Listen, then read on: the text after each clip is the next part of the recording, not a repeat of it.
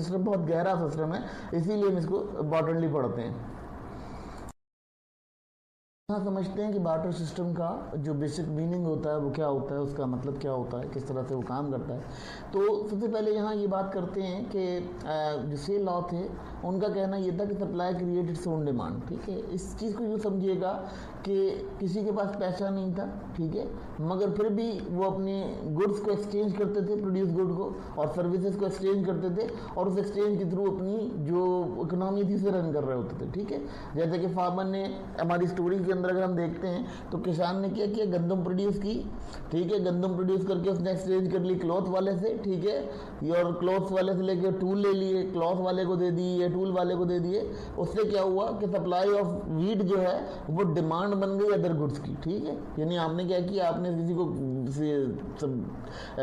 को अपनी गंदम दी और गंदम के रिवर्स में आपने उससे क्लॉथ रिटर्न कर लिए। तो ये आपके पास क्या हुआ, सप्लाई क्रिएट्स ऑन डिमांड, क्योंकि मार्केट जो है बेसिकली इस मैकेनिज्म के ऊपर काम करती है, और ये मैकेनिज्म बड़ा इंपॉर्टेंट होता है जब हम इसको कंटिन्यू स्टडी करेंगे और फर्दर इसको डिस्कस करते रहेंगे, क्योंकि ये भी आगे हमें चाहिए होगा जब हम एल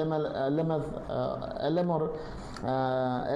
एल एस कर्व को जब स्टडी करेंगे, तो ऑलमोस्ट ये वहाँ पर आपको बड़ा इंपॉर्टेंट रोल प्ले करेगा, क्योंकि इसी के अकॉर्डिंग बहुत सारी चीज़ें वहाँ मैनेज की जाती हैं। और चीज़ समझिएगा इनके कंसेप्ट से, ये क्या कह रहे हैं, इसका कोर कंसेप्ट जो है वो ये है कि प्रोडक्शन करोगे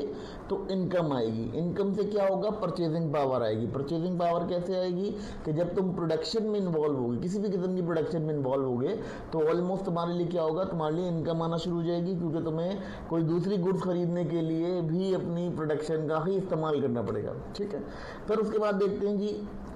अब क्या होता है, जो गुड्स प्रोड्यूस हो रही हैं वो किसी ना किसी जरिए से पेमेंट का भी जरिया बन रही हैं। सिर्फ प्रोड्यूस नहीं हो रही, वो किसी ना किसी जरिए से किसी को पे भी की जा रही हैं, जिसकी वजह से क्या हो रहा है कि आपका सिस्टम जो है वो इकोनॉमिकली काम कर रहा है। फिर यहाँ समझिएगा कि कोई भी सेलर है वो भी एक बायर है। ठीक है, ऑलमोस्ट समझिएगा, ये बहुत कोर कंसेप्ट है कि कोई भी सेलर है वो ऑलमोस्ट अपना एक बायर है। ठीक है, बिल्कुल मैंने इसी तरह से आपको इस स्टोरी के अंदर समझाया कि जब अली था वो वीट्स प्रिपेयर कर रहा था, ठीक है, उसकी वीट्स प्रिपेयर होती थी, वो वीट प्रोड्यूस करता था और प्रोड्यूस कर